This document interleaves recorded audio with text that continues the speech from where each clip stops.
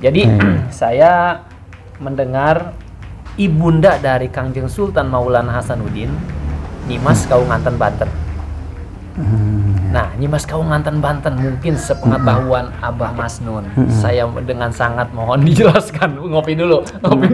Cuman dikit aja Pak ya, karena kalau luas itu memang saya juga bukunya itu sudah dimakomkan di perintah Ibu Ratu Jaipah. Karena saya terus diburu sama orang-orang itu.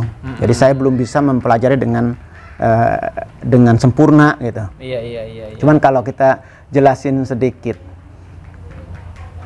kita ambilnya secara singkat aja. Iya, Pak. Dari Prabu Siliwangi itu punya anak, menikah dengan Kentring Manik, punya anak Pak Prabu Suryawisesa. Ini singkat aja, nggak tahu yang lainnya, nggak tahu. Iya, Pak. Langsung turun punya anak Prabu Sedah. Prabu Sedah akhirnya mempunyai anak dua. Satu Pucuk Umun, dua Kawunganten. Jadi Kawunganten itu tersohor kecantikannya di daerah Baduy, di daerah Banten Selatan. Jadi Syarif Hidayatullah itu kalau sekarang mungkin pakai media HP mungkin. Kalau dulu kan media semeditasi. Dengan cara berzikir, dengan cara melihat dengan kebatinan, memang ada yang tercantik, yang beriman, itu adalah Kawunganten. Jadi akhirnya pacaran di dalam goib, mungkin kesana saya kurang paham itu. Akhirnya pertemuan. Setelah pertemuan diancam oleh Pucuk Umun, selaku kakaknya. Iya, kakaknya itu. Jadi kalau jangan sampai nikah lah kan gitu arahnya, karena beda agama udah. Tapi alhamdulillah segitu susahnya bisa menikah. Gitu. Jadi Kawunganten menikah dengan Syekh Syarif Hidayatullah Susunan Gunung Jati Cirebon. Itu anaknya Syekh Syarifah Mudaim adalah Roro Santang. Gitu. Yang menikah dengan orang Arab. Syekh Syarif Abdullah. Iya, Syekh Syarif Abdullah punya anak dua, Syarif Nurullah, Syarif Hidayatullah. Betul. Gitu. Nah, itu turun akhirnya menikah Kawunganten.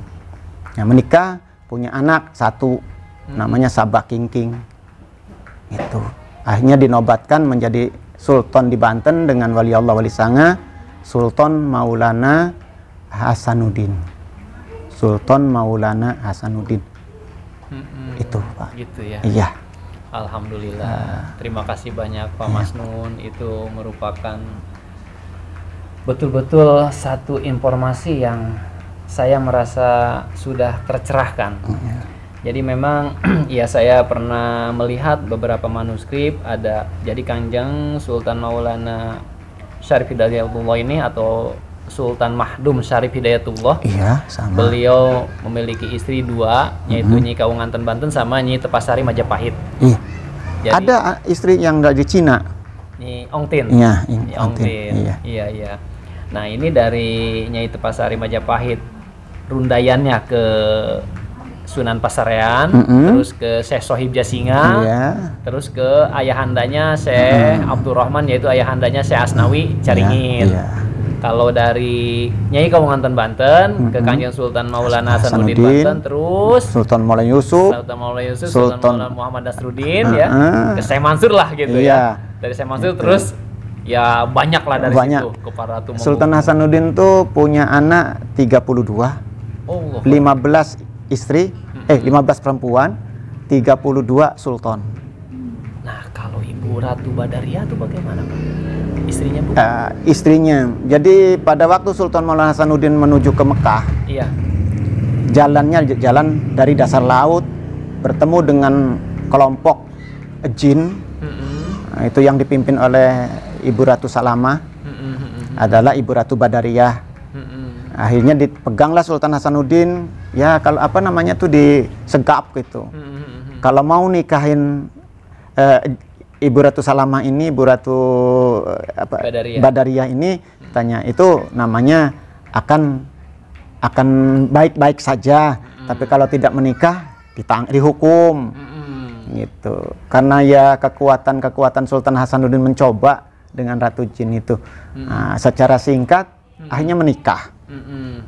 Setelah menikah, Allah meridhoi mempunyai kandungan Ibu Ratu Badriyah atau Ibu Ratu Salamah gitu. Jadi punya kandungan, pertama kandungan itu mintanya bekakak ayam, 1 bulan kandungan minta bekakak ayam seharusnya. Ini mah mintanya bekakak manusia.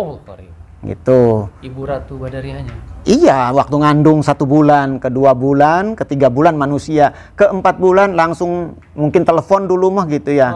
Nyambunglah ke Cili Mandere, Cili Koret, Cili Wulung, Cili Gledeg. Nah, coba kirimlah anak sapi gitu. Nah, anak kerbau lah kan, kerbau sapi dikirim ke sana. Memang masih tidak terlihat, tidak terasa, masih tetap dianggapnya manusia. Kiriman yang ke-4 itu. Nah, kiriman yang ke-5, yang ke-7 ya kerasa. Ditolak lah. Akhirnya yang kandungan yang ke-7 itu kabur Sultan Hasanuddin, keluar dari istana, jin dasar laut, keluar, kaburlah gitu. Akhirnya pulang ke Banten lagi.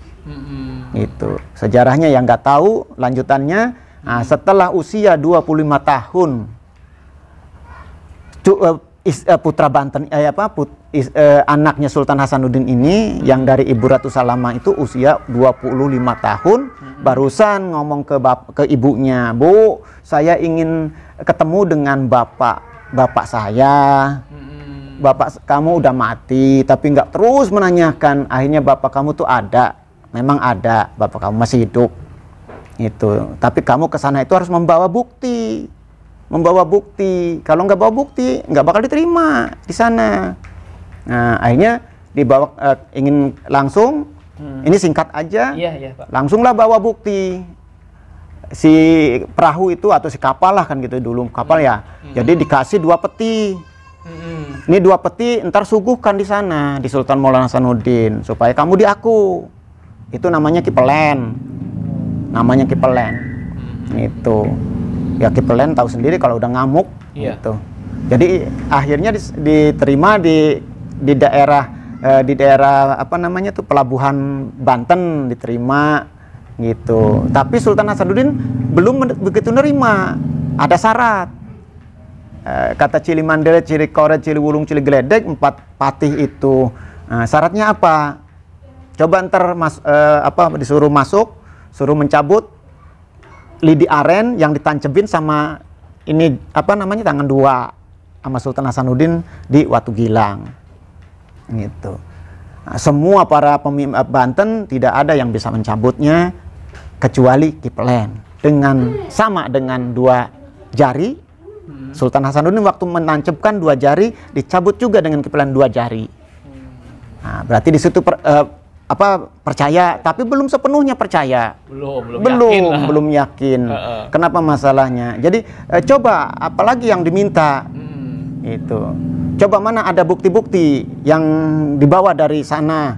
Gitu. Walaupun Sultan Hasanuddin merasakan punya istri di sana, tapi kan ingin bukti. Gitu. Disuguhkan 2 peti. Coba buka, yang satu dibuka itu burung hantu. Jadi terjadilah di situ pelabuhan Karang Hantu. Iya. Tuh, akhirnya peti yang kedua dibuka, keluarlah yang namanya ular tanah, disebut ular lemah kalau bahasa Banten mah. Ular lemah gitu. Itu Pak. Jadi diterimalah, dinobatkan menjadi putra Banten gitu. Jadi namanya Pangeran Aryadilah. Iya. Diberi jabatan sebagai panglima perang, dirangkap dengan Sultan Aliuddin, ahli ekonomi atau Pangeran Sabranglor. Nah, itu ahli ekonomi itu Sultan Aliuddin atau Pangeran Sabranglor. Nah, dirangkap ekonomi itu waktu itu Banten kekurangan ekonominya lemah, jadi dirangkaplah dengan Pangeran Aryadilah. Itu kuat, jadi ekonomi 2 jalur mungkin dari saya nggak tahu itu, pokoknya gitu aja. Secara singkatnya itu. Kalau Sultan Maulana Yusuf sendiri itu anak dari Sultan Maulana Hasanuddin, anak pertama. Dari ibunya? Dari ibunya itu yang ada di Banten, Pembayun Fatimah. Iya, itu yang di Masjid Agung Banten, pencerahan pertama. Iya, itu dinobatkan waktu itu Istana Sultan Maulana Hasanuddin itu namanya istananya kan Istana Pakuwon. Dirubah waktu itu Istana Surosoan. Gitu. Akhirnya diserahkan ke Maulana Yusuf. Banten kedua. Gitu, Pak. Alhamdulillah Rabbil Alamin. Terima kasih banyak Pak Masnun ini Bapak, atas semua keterangan hanya singkat aja. Iya. Mudah-mudahan ini menjadi referensi sahabat pecinta jara wali Allah, dulur-dulur sabanten, urang sadayana, ulah sampai urang melupakan jejak karuhun ya Pak ya. Iya, mati obor lah mati kalau obor gitu. Ya. Jadi ya saya pun dalam hal ini saya jauh-jauh datang dari Menes Pandeglang Pak. Sampai ke sini saya cari rumah Bapak dari tadi hampir kemana-kemana ini Pak ya. Alhamdulillah akhirnya ketemu di sini dan alhamdulillah dengan izin Allah juga saya dapat mengobrol langsung dengan Bapak dan mempertanyakan perihal-perihal terkait sejarah karuhun-karuhun Banten Pak ya.